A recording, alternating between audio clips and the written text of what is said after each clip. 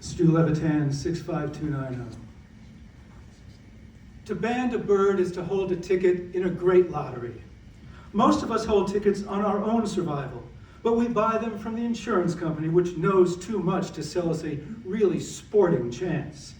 It is an exercise in objectivity to hold a ticket on the banded sparrow that falleth, or on the banded chickadee that may someday re-enter your trap and thus prove that he is still alive. The tyro gets his thrill from banding new birds. He plays a kind of game against himself, striving to break his previous score for total numbers. But to the old-timer, the banding of new birds becomes merely pleasant routine. The real thrill lies in the recapture of some bird banded long ago, some bird whose age, adventures, and previous condition of appetite are perhaps better known to you than to the bird himself. Thus, in our family, the question of whether chickadee 65290 would survive for still another winter was, for 5 years, a sporting question of the first magnitude. Beginning a decade ago, we have trapped and banded most of the chickadees on our farm each winter. In early winter, the traps yield mostly unbanded birds. These presumably are mostly the young of the year, which, once banded, can thereafter be dated. As the winter wears on, unbanded birds appear in the trap. We then know that the local population consists mainly of marked birds. We can tell from the band numbers how many birds are present and how many of these are survivors from each previous year of banding. 65290 was one of 7 chickadees constituting the class of 1937. When he first entered our trap, he showed no visible evidence of genius. Like his classmates, his valor for suet was greater than his discretion. Like his classmates, he bit my finger while being taken out of the trap. When banded and released, he fluttered up to a limb, pecked his new aluminum anklet in mild annoyance, shook his mussed feathers, cursed gently, and hurried away to catch up to the gang. It is doubtful whether he drew any philosophical deductions from his experience, such as, all is not ants' eggs that glitters, for he was caught again 3 times that same winter. By the second winter, our recaptures showed that the class of 7 had shrunk to 3, and by the third winter to 2. By the 5th winter, 65290 was the sole survivor of his generation. Signs of genius were still lacking, but of his extraordinary capacity for living, there was now historical proof. During his 6th winter, 65290 failed to reappear, and the verdict of missing in action is now confirmed by his absence during 4 subsequent trappings. At that, of 97 chicks banded during the decade, 65290 was the only one contriving to survive for 5 winters. 3 reached 4 years, 7 reached 3 years, 19 reached 2 years, and 67 disappeared after their first winter. Hence, if I were selling insurance to chicks, I could compute the premium with assurance. But this would raise the problem. In what currency would I pay the widows? I suppose in ants' eggs. I know so little about birds that I can only speculate on why 65290 survived his fellows. Was he more clever in dodging his enemies? What enemies? A chickadee is almost too small to have any.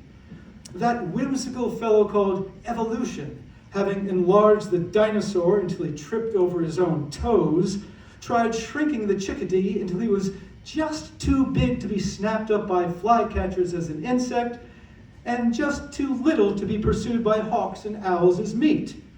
Then he regarded his handiwork and laughed. Everyone laughs at so small a bundle of large enthusiasms.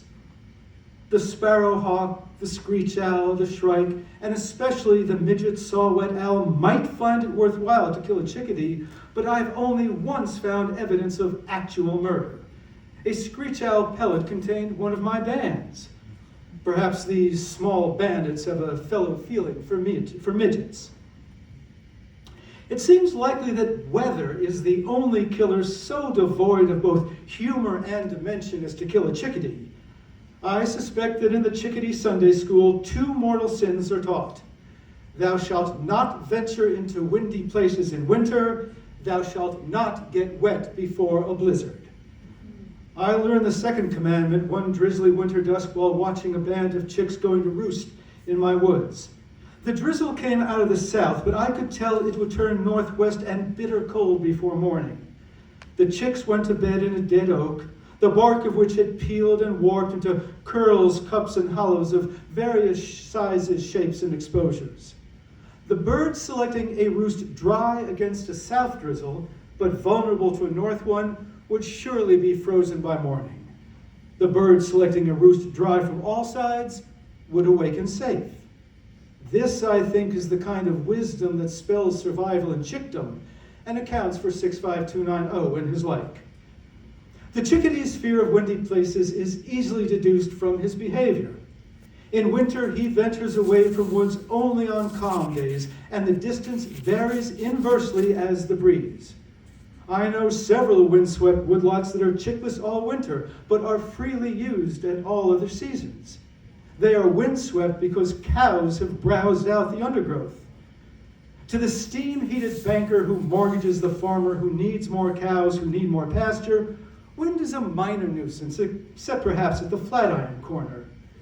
To the chickadee, winter wind is the boundary of the habitable world. If the chickdom had an office, the maxim over his desk would say, "Keep calm." His behavior at the trap discloses the reason. Turn your trap so that he must enter with even a moderate wind at his tail, and all the king's horses cannot drag him to the bait. Turn it the other way, and your score may be good. Wind from behind blows cold and wet under the feathers, which are his portable roof and air conditioner.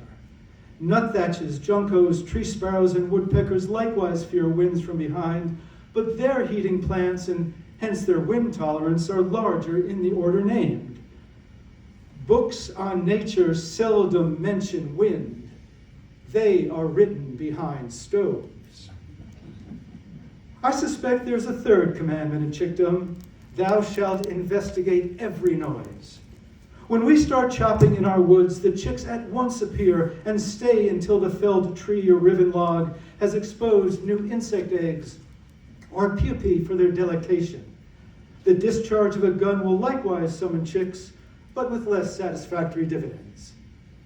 What served as their dinner bell before the day of axes, mauls, and guns? Presumably the crash of falling trees. In December 1940, an ice storm felled an extraordinary number of dead snags and living limbs in our woods. Our chicks scoffed at the trap for a month, being replete with the dividends of the storm. 65290 has long since gone to his reward.